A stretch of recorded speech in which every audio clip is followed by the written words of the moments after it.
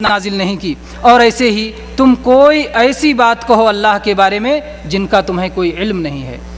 علم کے بغیر کوئی بات کہنا اللہ کے دین میں سخت منع ہے۔ تو یہ کہنا ہو کہ یہ فرقہ جنتی ہے یا یہ فرقہ جہنمی ہے تو آپ دلیل کے بغیر یہ بات نہیں کہہ سکتے۔ ایسے ہی اللہ تبارک و تعالی نے قرآن مجید میں ارشاد فرمایا وَلَا تَقْفُ مَا لَيْسَ لَكَ بِهِ عِلْمٌ إِنَّ السَّمْعَ وَالْبَصَرَ وَالْفُؤَادَ كُلُّ أُولَئِكَ كَانَ عَنْهُ مسؤولا،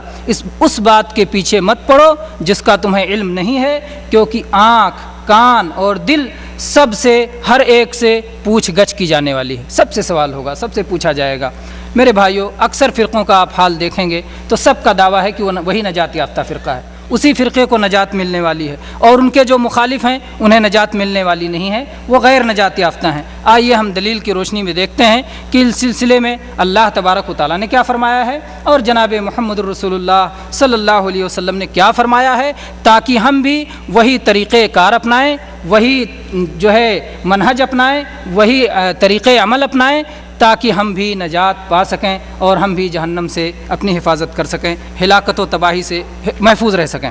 رسول اللہ صلی اللہ علیہ وسلم نے فرمایا، یہ حدیث آپ پہلے سن چکے ہیں، ان بنی اسرائیل تفرقت علی 72 ملہ وتفترق امتی علی 73 ملہ کلہم فی النار الا ملۃ واحدہ قالوا ومن ہی یا رسول اللہ قال ما انا علیہ واصحابی۔ یہ سنن ترمذی کی حدیث ہے اور صحیح الجامع میں اسے امام البانی نے حسن قرار دیا ہے۔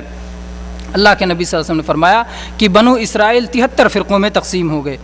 72 فرقوں میں تقسیم ہو گئے، اور میری امت 73 فرقوں میں تقسیم ہوگی، سب کے سب جہنم میں جائیں گے سوائے ایک کے۔ صحابہ کرام نے پوچھا کہ اے اللہ کے نبی کریم صلی اللہ علیہ وسلم وہ فرقہ کون سا ہوگا؟ آپ صلی اللہ علیہ وسلم فرمایا ما انا علیہ واصحابی، جس راستے پر، جس طریقے پر میں ہوں اور میرے صحابہ ہیں۔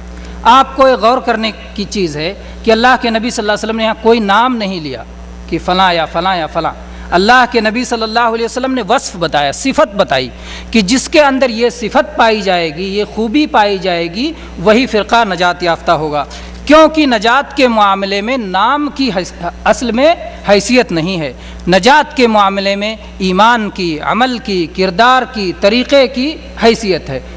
تو اسی لیے اللہ کے نبی صلی اللہ علیہ وسلم نے فرمایا کہ جس پر میں ہوں اور میرے صحابہ ہیں۔ چنانچہ آپ دیکھیں کہ اللہ کے نبی صلی اللہ علیہ وسلم کی اس حدیث پر ہم جب غور کرتے ہیں تو ہمیں معلوم ہوتا ہے کہ نجات یافتہ فرقہ وہ ہوگا جو اپنے قول و عمل میں، اپنے ایمان اور اعتقاد میں، اپنے اخلاق اور معاملات میں، غرضے کی دین اور شریعت کے تمام معاملات میں جو رسول اللہ صلی اللہ علیہ وسلم اور آپ کے صحابہ کرام کے منہج پر، ان کے طریقے پر کاربند ہوگا۔ یہی فرقہ ہر طرح کے زیغ و ضلال سے، ہر طرح کی گمراہی سے، ہر طرح کی کجروی سے محفوظ رہے گا اور یہی جنت میں جانے والا ہوگا۔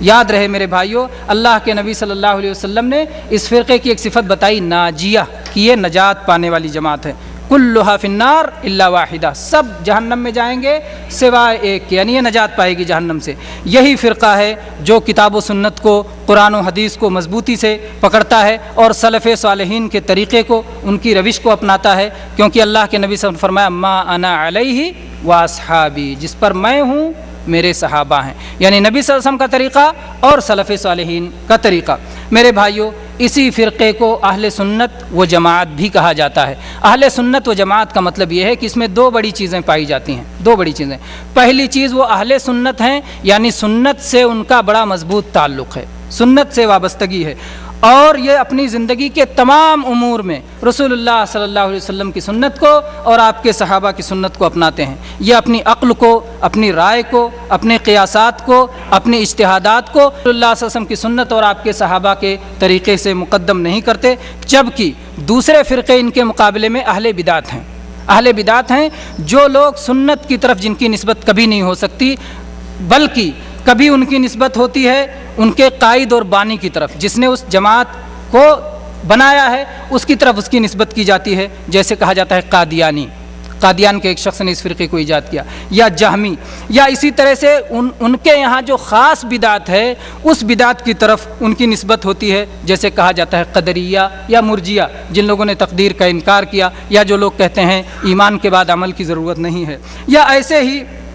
کبھی کبھی ان فرقوں کی نسبت ان کے برے عمل کی طرف ہوتی ہے، جیسے رافضہ اور خوارج۔ میرے بھائیوں، اس نجات پانے والی جماعت کی دوسری خصوصیت ہے جماعت، اہل سنت و جماعت، یعنی یہ لوگ جماعت سے متعلق ہوتے ہیں، جماعت سے وابستہ ہوتے ہیں اور حق پر اکٹھا ہوتے ہیں، اور مسلمانوں کی جماعت سے نکل کر کے وہ اپنا کوئی گروپ نہیں بناتے بلکہ وہ مسلمانوں کی جماعت میں رہتے ہیں۔ یہی وہ فرقہ ہے جس سے اللہ کی مدد اور نصرت حاصل ہے، کیونکہ جب یہ لوگ اللہ کی مدد کرتے ہیں تو اللہ تبارک و تعالیٰ بھی ان کی مدد فرماتا ہے، جیسے کہ اللہ تبارک و تعالیٰ نے فرمایا ان تنصروا اللہ ینصرکم۔ اور میرے بھائیو، رسول اللہ صلی اللہ علیہ وسلم نے اسی لیے اس فرقے کے بارے میں فرمایا لا یزال من امتی امۃ قائمۃ بامر اللہ لا یضرهم من خذلهم ولا من خالفهم حتى یأتیہم امر اللہ وهم علی ذلک۔ یہ صحیح بخاری اور مسلم کی حدیث ہے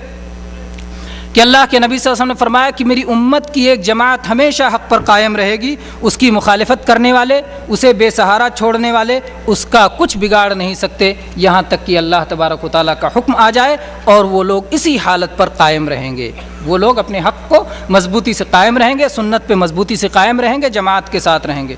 میرے بھائیوں، برادران اسلام، حاضرین کرام، یہ نجات پانے والی جو جماعت ہے، جو فرقہ ناجیہ ہے، اس کا طریقہ اور منہج چند مضبوط اور مستحکم بنیادوں پر قائم ہے۔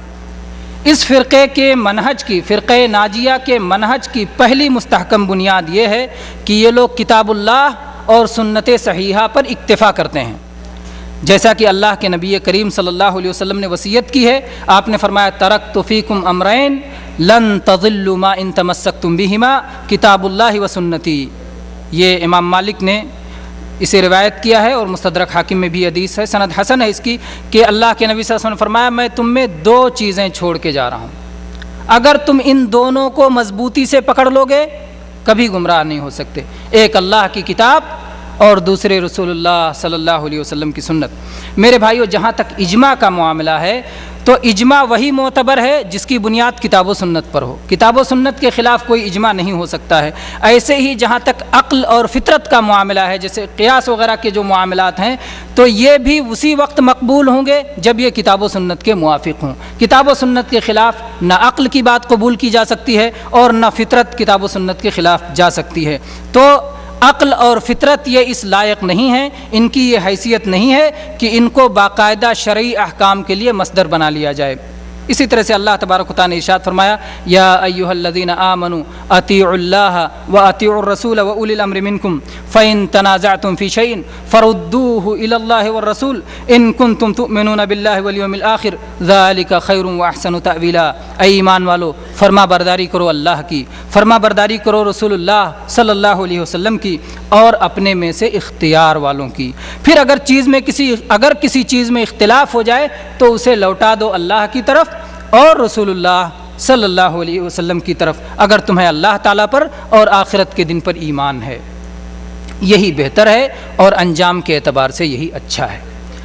اس آیت میں اگر آپ غور کریں تو دیکھیں گے کہ اللہ تعالیٰ نے فرمایا اطیعوا اللہ، اللہ کی اطاعت کرو، اطیعوا الرسول، رسول کی اطاعت کرو، اور وَأُولِي الْأَمْرِ فرمایا، وہاں اطیعوا اولی الامر نہیں فرمایا، اس لیے کہ اللہ کی اطاعت اور رسول اللہ صلی اللہ علیہ وسلم